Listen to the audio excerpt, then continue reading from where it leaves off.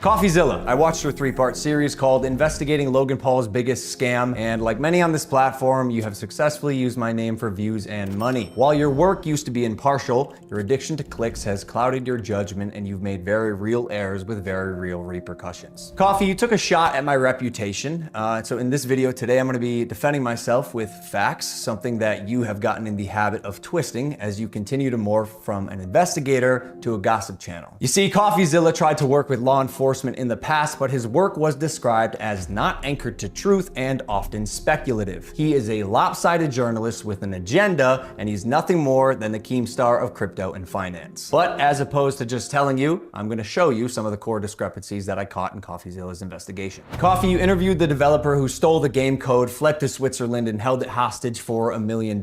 Well, his name is Zach Kelling. Surely, as the internet detective that you proclaim to be, you would know that he spent time in prison for multiple felonies, one for aggravated robbery, armed robbery at a liquor store, and the other for, surprise, obstructing the legal process. I can see why you kept him anonymous. Who we'll be calling Z here. I guess among many things, it doesn't surprise me that he lied about having 30 engineers and a $50,000 a week burn rate. On my end, I have 30 engineers. I'm burning $50,000 a week. Which, side note, is how this delusionist landed on the $1 million code ransom, but it turns out he only had 3 engineers. Wouldn't someone with journalistic integrity know their credible source had not only an agenda, but a fondness for orange jumpsuits?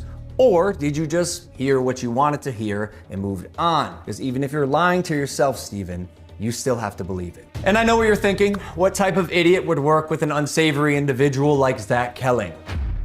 I guess that's what I get for trusting the team that I relied on to vet and manage Eddie's hiring process, who has turned out to be a professional con man that I have since learned fooled billionaires, the Mormon Church, the owner of the New York Yankees, and now me. And surely you knew Emilio, the gentleman who supposedly let his child invest in a cryptocurrency, was allegedly responsible for 2 rug pulls before you interviewed him. So either you missed that or you knew it and failed to let the public know. Why? Because it was a clear sign that he was also untrustworthy. You seemed pretty excited when the guy told you that he couldn't hatch the eggs. Wait, you can't even hatch? No, I'm telling you, it's just a picture. You're kidding! You can't hatch? You're kidding. You can't hatch? You can't hatch? Yeah, 1 second of research would prove that to be false, as you can definitely hatch eggs and even breed your animals. Click on that. Oh, we got a duck. And as you pointed out in your fine print, cross-hatching was available on ETH at one point, but you perpetuated the opposite as truth with your chest out. Basically, nothing worked. And by the way, guy, almost all NFTs are just pictures. I'm telling you, it's just a picture. And surely a real internet detective would not break criminal and civil laws in trying to get information, right? So why have you allowed the illegal recording of Jeff's phone call without his permission?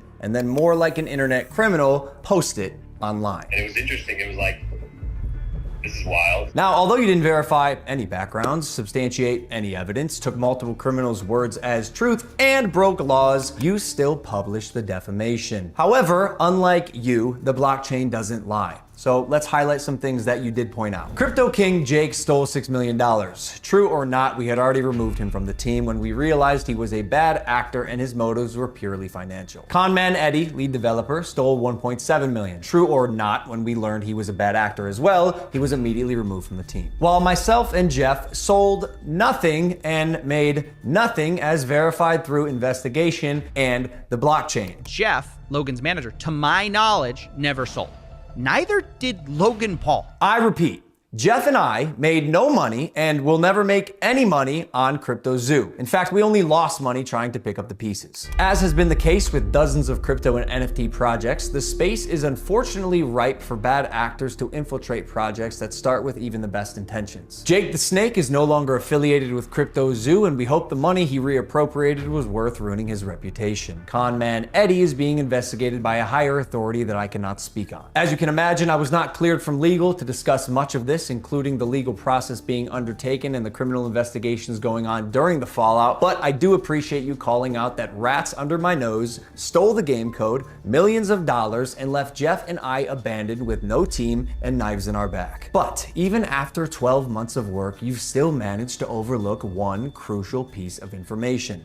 See, even though I've said it's coming so many times, you've assumed that CryptoZoo isn't being made. Who are you to decide when the development timeline ends? I got everything stolen from me in our community, stopped promoting publicly as soon as I knew the extent of the internal issues, took all of the heat on social, and you still published a defamatory hit piece fully knowing I was innocent just so you could enrich yourself in your $10 million studio. Sharp, but deeply unethical, dangerously misleading, and illegal. I suggest you use the money you got from pumping your Patreon to hire a good lawyer. You're gonna need it. And maybe we could have talked about this if you had reached out to me, personally. Not my manager, Jeff, who is not me, Steven, but the first time you did was on Christmas Eve after you released your series so you could rely on false statements and unreliable people used recklessly. The subject line was third request for comment. Yeah, not quite. This will be my third time reaching out to you and your team. The first 2 times were through your manager, Jeff.